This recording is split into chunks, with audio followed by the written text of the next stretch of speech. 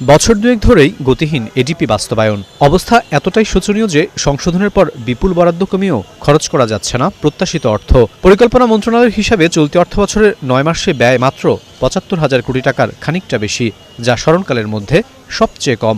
অথচ নিজেদের প্রথম বাজেটেই তা আকাশে তুলতে চায় বিএনপি সরকার।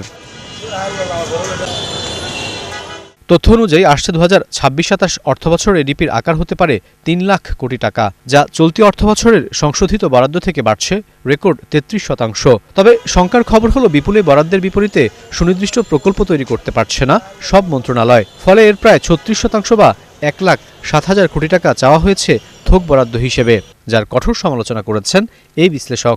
আমাদের অতীতের অভিজ্ঞতায় কিন্তু বলে যে এখানে সমন্বয়হীনতা এবং গুড ভ্যালু ফর মানি দুইটারই একটা অভাব ছিল।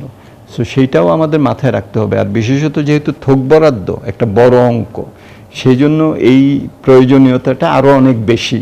অর্থেরও অপচয় হবে, জনগণও যেটা নাকি এই অর্থটা ব্যয় করলে তারা পাওয়ার একটা দাবি তাদের আছে এবং পাওয়ার একটা অধিকার তাদের আছে, সেটাও আমরা করতে পারবো না। থোক বরাদ্দ যদি অনেক বড় আকারে রাখা হয়, সেটার খুব স্ট্রিক্ট মনিটরিং ক্রাইটেরিয়া কন্ট্রোল যেগুলো না থাকে, তাহলে থোক বরাদ্দের অ্যাবিউজ হতে পারে, এটার অপব্যবহার হতে পারে। এবং আরেকটা হলো, এই খুব বড় হলে আমাদের দেশের মন্ত্রণালয় বা বিভাগগুলোর বাস্তবায়ন সক্ষমতাটা খুব লো।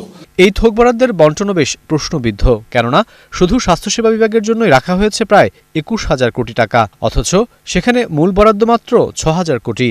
অন্যদিকে প্রাথমিক ও গণশিক্ষা মন্ত্রণালয় থেকে বরাদ্দ চেয়েছে ১৬,৩০০ কোটি টাকা, আর ১১,৫০০ কোটি টাকা চেয়ে রেখেছে মাধ্যমিক ও উচ্চশিক্ষা বিভাগ। কিন্তু তথ্য বলছে এসব মন্ত্রণালয়ের বাস্তবায়নের অভিজ্ঞতা অত্যন্ত শোচনীয়। সবচেয়ে আশ্চর্যের তথ্য হলো, বিশেষ প্রয়োজনে উন্নয়ন ও সামাজিক উন্নয়ন সহায়তার জন্য চাওয়া হয়েছে ২৮,০০০ কোটি টাকা, যার উদ্দেশ্য ও প্রয়োজনীয়তা নিয়ে রয়েছে প্রশ্ন। সরকার এই মুহূর্তে তো এডিপিতে বরাদ্দ করেছে, কিন্তু সেটার সঠিক যদি বাস্তবায়ন আমরা করতে না পারি, তাহলে কিন্তু আলটিমেটলি এই অর্থের অপচয় হবে। আমরা যদি এখানে বরাদ্দ ব্যবহার করতে না পারি, তাহলে সেই অতীতের যে দুষ্টচক্র, সেটাই হয়তো আবার চলে আসবে সামনে। যারা গত বছরের বাজেটটা তারা বাস্তবায়ন করতে পারেনি, তাদেরকে আবার তাদের ঘাড়ে বড় ধরনের একটা ভার দেওয়া হচ্ছে। সুতরাং তারা কতটুকু পারবে সেটা তো ওই যে মর্নিং শোজ দ্য ডে, কারণ তারা যে কতটুকু পারে সেটা আমরা দেখলাম। এখন এই বাজেটগুলো শেষ পর্যন্ত কী হবে, এই বরাদ্দগুলো এখানে দুর্নীতি অনিয়মের মধ্যে কিন্তু ভরে যাবে। এটা বাংলাদেশের ট্রেন্ড, তো এটা আমরা দেখছি, মানুষগুলো তার বদল হয়নি।